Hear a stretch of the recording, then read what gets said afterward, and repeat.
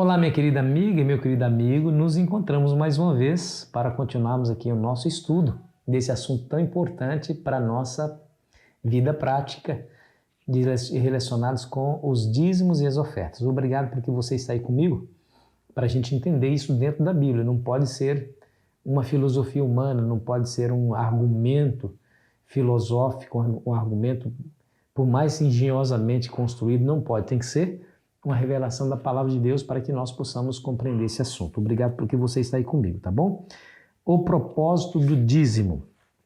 Bom, nós vamos ver aqui em Levíticos 27, versículo 30, a informação de que o dízimo pertence a Deus. Aliás, em Salmos 24, verso 1, você pode ler na sua Bíblia, vai nos demonstrar que tudo pertence a Deus, tudo. 100% de tudo que existe pertence a Deus. Você vai perceber que o recurso que tem nas nossas mãos não ficará para sempre. O dia que a gente morre, tudo fica aqui. Ou seja, tudo é de Deus e tudo voltará para Ele.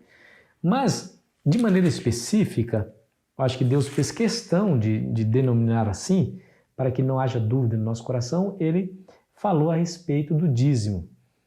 Levíticos 27, versículo 30, diz assim: também todas as dízimas da terra, tanto dos cereais do campo como dos frutos das árvores, são do Senhor. Santas são ao Senhor. Obviamente, se a Deus pertence os dízimos, Ele tem o direito de fazer dessa parte da nossa renda o que Ele achar melhor, porque pertence a Ele. Então vamos perguntar, Senhor, então para que ou qual é o propósito do dízimo? Números capítulo 18, versículo 21 e o 24 diz assim, ó: aos filhos de Levi dei todos os dízimos em Israel por herança, pelo serviço que prestam serviço da tenda da congregação. Porque os dízimos dos filhos de Israel, que apresenta ao Senhor em oferta, dei-os por herança aos levitas. Você percebeu aqui? Deus deu os dízimos por herança aos levitas pelo serviço que prestam na tenda da congregação. Alguém pode dizer assim, pastor, nós não temos nenhum levita mais. Eu concordo contigo, porque agora o povo de Deus é todo aquele que crê em Jesus Cristo, e Paulo vai dizer que todos que creem em Cristo são descendentes de Abraão. Levi era um descendente de Abraão. Agora, nós temos claramente pessoas vocacionadas, chamadas por Deus para exercer trabalho de tempo integral para a casa de Deus. São os ministros chamados por Ele. E esses ministros não são assim escolhidos de maneira descuidada, não. Esses indivíduos, eles passam um tempo se preparando, 4 anos fazendo faculdade, estudando acerca de todas as questões espirituais relacionadas com a Bíblia, história da igreja, enfim, e depois ele passa um tempo no ministério, ele é um pastor licenciado.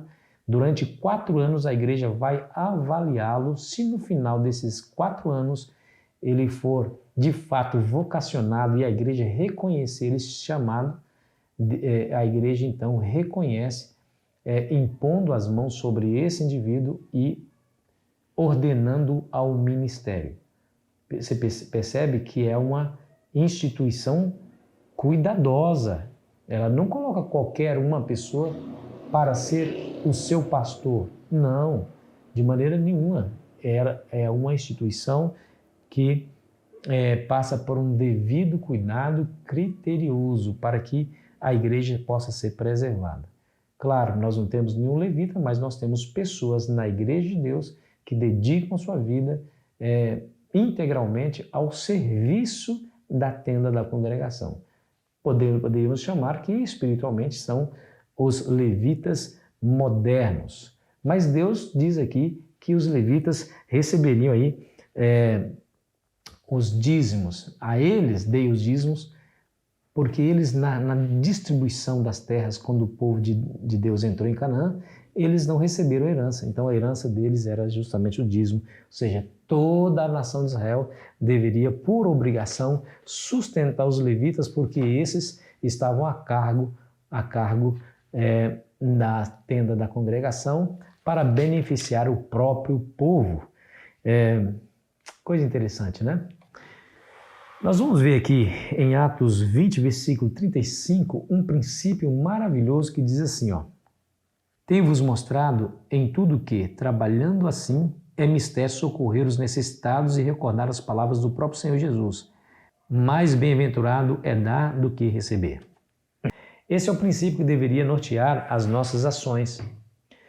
É melhor realmente dar do que receber, porque se você tem e você dá, é porque você tem.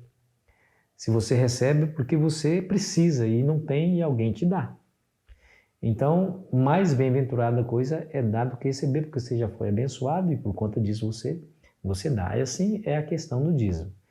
Você não devolve o dízimo para receber mais dinheiro, não. Você devolve o dízimo porque você já recebeu o seu recurso. Então, em gratidão, você devolve a Deus e isso vai para o sustento do ministério, para pagar os obreiros e os pastores e os missionários, para que eles continuem cuidando das coisas de Deus, promovendo a causa do Evangelho, pregando o Evangelho, salvando pessoas, preparando o povo para o breve retorno de Cristo. Por essa razão, o dízimo foi criado. Mas uma coisa interessante que você não pode perder é o fato de que, ao devolver o dízimo, você tirar parte da sua renda, entregar para Deus, tirar parte da sua renda, entregar como oferta, dízimo, isso é um ato de fé que requer confiança. Porque é assim, se você tira parte, você fica com menos. E milhares e milhares, milhões e milhões de pessoas por todo o mundo têm experimentado fazer assim e podem dar o seu testemunho dizendo, pastor, é a melhor coisa que eu poderia fazer porque a bênção de Deus fica comigo. E aquele restante, aquele montante que sobrou nas minhas mãos é abençoado e aquilo rende de uma maneira maravilhosa. Acredite, viu? Acredite, porque o muito sem Deus é pouco e o pouco com Deus é muito. E assim nós aprendemos a desenvolver essa confiança. Haverá um momento, diz a Bíblia, que o povo não comprará e nem venderá. Imagina, quando você não poder comprar nem vender. Está lá no Apocalipse 13, quando fala que só comprarão e venderão aqueles que têm a marca da besta. Então nós estamos falando aqui de poder econômico. Imagina quando esse tempo chegar. Devemos ou não deveremos confiar em Deus para que Ele nos supre as necessidades? Ao devolver os dízimos e ofertas, Deus nos está preparando para dias assim. Porque é somente nele que deverá estar a nossa confiança. Percebeu? Através de devolver os dízimos e ofertas, Deus ele age de maneira a impactar duas ações, a impactar o nosso coração de duas maneiras. Primeiro, quando ele cria em nosso coração a confiança e quando ele quebra dentro do nosso coração o egoísmo. E essas duas características, confiança e quebrar o egoísmo dentro de nós, é muito importante para que realmente sejamos totalmente do Senhor. É somente assim que chegaremos à salvação, queridos. E Deus está fazendo isso, ensinando-nos a cada vez que levamos os nossos dízimos e ofertas perante o Senhor. Entenda isso e viva assim. Eu tenho certeza que você vai ser mais feliz. Vamos orar? Querido Pai Celestial, nos ajude a entender definitivamente esse assunto e colocá-lo em prática em nossa vida, em nome de Jesus. Amém. Foi muito bom estar com você, querido amigo, querida amiga, e amanhã continuaremos aqui a nossa meditação. Dízimo sobre o lucro bruto ou líquido é o assunto do próximo estudo. Eu espero você aqui ansiosamente. Aproveite bem o seu dia.